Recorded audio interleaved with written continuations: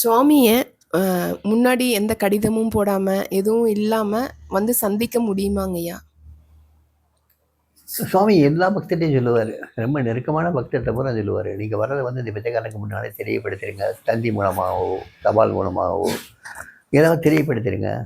அப்போ தான் அந்த பிச்சைக்காரன் வந்து தன்னை தயார்படுத்திக்க முடியும், உங்களை ரிசீவ் பண்ணுறதுக்கு தயார்படுத்திக்க முடியும்னு சொல்லுவார். நாங்கள் ஒரு தடவை எங்கள் நண்பர்கள் 3 பேர், நாங்கள் 3 பேரும் போயிருந்தோம் சாமிகிட்ட. போயிட்டு இருந்துட்டு இருக்கும்போது சாமி இந்த மாதிரி சொன்னார். சரி சாமி, அடுத்தது வந்து வளரும் போது இந்த மாதிரி பண்ணுறோன்னு சொல்லி எங்கள் கூட வந்து ஒரு நண்பர் சொல்லிட்டாரு. வந்துட்டோம். ஒரு வாரம் ஆயிருக்கும். ஒரு வாரம் கழிச்சு எங்களை திடீர்னு மறுபடியும் சாமி பார்க்கணும் போல ஒரு ஆவல் வந்தது. கார் கையில் இருக்குது, வேறு எதுவுமே இல்லை, நாங்கள் 3 பேர் மட்டும் இருக்கோம்.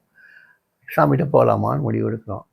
இல்லை, சாமி இந்த மாதிரி சொல்லியிருக்காரு, ஒரு தந்தி கொடுத்துட்டு நாளைக்கு காலைல போவோமே அப்படின்னாரு ஒரு ஃப்ரெண்டு. ஏன்ட்ட கேட்டாங்க. ஏன்ட்ட கேட்கும்போது, என்ன யார் அநியாயமாக இருக்குது, அப்பா வீட்டுக்கு போகிறதுக்கு யார்கிட்ட சொல்லிட்டு போனியா அப்படின்னு. இது யாருமே வந்து மறுத்து சொல்ல முடியல. சரியா போகிறோம், கதவை தட்டுறோம். அவர் வந்து பார்த்துட்டு, நான் தான் இப்படி சொன்னேனே, இப்படி செய்கிறீங்களே நீங்கள், நான் ஏதாவது இன்ஃபர்மேஷன் கொடுத்துட்டு தானே வரணும்னு சொல்லியிருக்கேன், இப்போ வந்து நிற்கிறீங்களே, நீங்கள் போயிட்டு வாங்க ராஜான்னு சொல்லிட்டா என்னையா செய்கிறது அப்படின்னா. போயிட்டு வாங்கன்னு சொன்னா மரியாதையாக கீழ்ப்படிதலோட போயிட்டு வரோம் சாமி அப்படின்னு சொல்லிட்டு வந்துட வேண்டியதுதான். இதுக்கே பயப்படுறீங்கய்யா, போயிட்டு வாங்கன்னா போயிடுவோம் அப்படின்னு சொன்ன உடனே, சரியா என்ன அவர் எப்பயுமே ஆசீர்வாதம் தான் பண்ணிக்கிட்டு இருக்கணுமா, 2 அடித்தாலும் வாங்கிக்கோமே அப்படிங்கிற ஒரு வேகத்தில் காரை எடுத்தோம். ராத்திரி 10 மணி, காலையில் 6 மணிக்கெலாம் வந்து சேர்ந்துட்டோம் எங்கள் திருவண்ணாமலை. வந்து கதவை தட்டுறோம். கதவை தட்டோன்னே அங்கே உள்கதவு பெரிய கதவை திறந்து வெளியே வந்து பார்க்குறாரு. அந்த கேட்டு வழியாக எங்களையே பார்த்துட்டு இருக்காரு. இப்படியே பார்த்துட்டே இருக்காரு. பார்த்துட்டே இருந்துட்டு மெதுவாக கேட்டை திறக்கிறாரு. திறந்து வெளியே வந்து பசப்படியில் நிற்கிறாரு.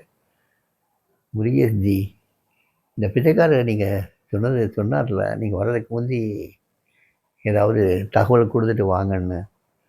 இப்போ தானே பார்த்துட்டு போனீங்க. இந்த பிச்சைக்காரர் ப்ரிப்பேர்டாகவே இல்லையே உங்களை ரிசீவ் பண்ணுறதுக்கு.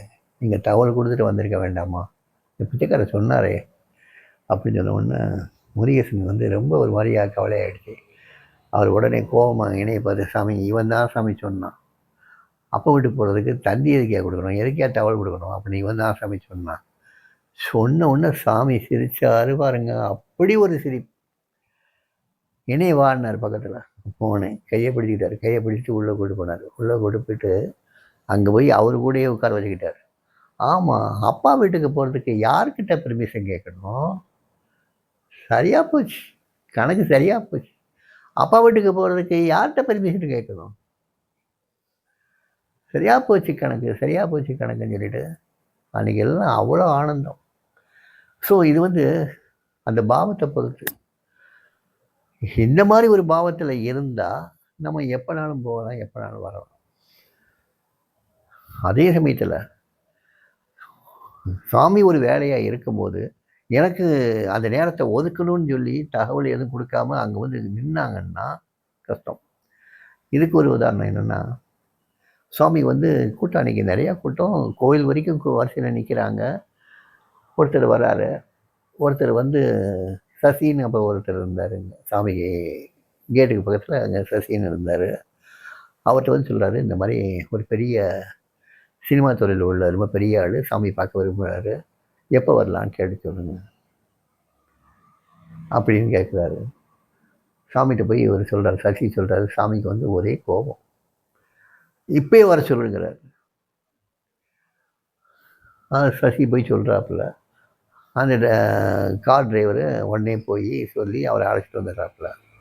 பட்டப்பகல், ரொம்ப பிரபலியமான திரைத்துறை பிரமுகர் அவர். சாமி அவர் வந்துட்டார் சாமின்னு சொன்னோடனே அவருக்கு வந்து உள்ள காருக்குள்ளே உட்காந்துட்ருக்காரு. வெளியே வர பயம் அவருக்கு. வந்துட்டார் சாமின்னு சொன்ன உடனே சாமி இங்கேருந்து வெளியே போகிறாரு. வெளியே போய் கார் கதவை திறந்து அவரை வெளியே கூப்பிட்டு வந்து, இவர் தான் இன்னார், இவர் தான் இந்த திரையுலக பிரமுகர், யாரெல்லாம் பார்க்க நிற்கிறீங்களோ பார்த்துக்கோ பார்த்துக்கோ பார்த்துக்கோ அப்படி பிடிச்சி நிப்பாட்ட உடனே அவருக்கு ரொம்ப சேமாக போயிடுச்சு. சேமாக போய் சுற்றி எல்லாருமே அவரை வேடிக்கை பார்க்குற மாதிரி வந்துச்சு. சாமி அங்கேயே ரோட்டில் அவரை விட்டுட்டு இவர் ரோட்டில் சாமி வீட்டுக்குள்ளே வந்துட்டார். சாமி யாரும் கண்டுக்கவே இல்லை. சாமி வீட்டுக்குள்ளே வந்துட்டார். இவர் அவங்க இந்த கூட்டத்தில் தப்பிச்சுட்டு மறுபடியும் காரில் ஏறி போகிறதுக்குள்ளே போதும் போதுன்னு ஆகிப்போச்சு. ஸோ இது ஒன்று. ஒரு வேலையில் இருக்கும்போது சுவாமியை இடைஞ்சல் பண்ணுற மாதிரி தன்னுடைய செல்வாக்கு நிலைநிறுத்தணுங்கிறதுக்காக ஒருத்தர் வந்து டைம் கொடுங்க நான் பார்க்கணும் அப்படின்னு சொல்கிறது வந்து தப்பாக போயிடும். ஆனால் ஒரு பிரியத்தில் சாமி என்ன சொன்னாலும் சரி, சாமி பார்க்கணுன்னு ஆசையாக இருக்குது, பார்க்க வந்தோம், பார்க்க வந்த இடத்துல வந்து இல்லை எனக்கு வேலையாக இருக்கேன் நீ போயிட்டு வான்னு சொன்னால் போயிடணும். இல்லை சாமி வந்து ஏற்றுக்கிட்டார், நம்ம வரலை வந்து விரும்புகிறாருன்னு தெரிஞ்ச அவரே உள்ளே கூட்டு போகிறார்ல, நம்ம பாவத்தை மட்டும்தான் நான் பார்க்குறார். அந்த பாவத்தை அந்த பாவத்தை மட்டும் பார்த்து அவர் நம்மளை அரவணைச்சி உள்ளே கூட்டு போனதுக்கப்புறம் பார்த்தீங்கன்னா 10 நாள் நாங்கள் இருந்தோம். அந்த 10 நாள் நாங்கள் குளிக்கல, படுத்தைக்கல, சட்டை மாற்றலை, வேறு சட்டை துணிமணி எங்கிட்ட கிடையாது. 10 நாளும் பார்த்தீங்கன்னா எங்களுக்கு ஆகாரங்கிறது ரொம்ப லிமிட்டட். வேறு யாரையும் சாமி அலோவ் பண்ணவும் இல்லை, வேறு அலோவ் பண்ணவும் இல்லை. அவ்வளவு நல்லா இருந்தது. எல்லாத்துக்கும் காரணம் அந்த பாவம் தான். அந்த பாவம் என்னுடைய தந்தை, என்னுடைய குரு, என்னுடைய தெய்வம் இப்படிங்கிற ஒரு பாவம் இருக்குன்னா அந்த பாவத்தை வந்து சாமி வந்து அங்கீகாரம் பண்ணுறார். அந்த மாதிரி ஆட்களுக்கு வந்து முன்னாலேயே தெரியப்படுத்தி போகணுங்கிற அவசியம் கிடையாது. ஆனால் தன்னை நிரூபணம் பண்ணணும், தன்னுடைய செல்வாக்க, தன்னுடைய ஒரு இதை, ஒரு ஆன்மீக ஒரு ஈடுபாட்டை வந்து மற்றவங்க தெரிஞ்சுக்கணும், சாமியை தெரிஞ்சுக்கணும், சாமிகிட்ட நல்ல பேர் வாங்கணும்னு நினச்சி வர்றவங்களுக்கு கஷ்டம்.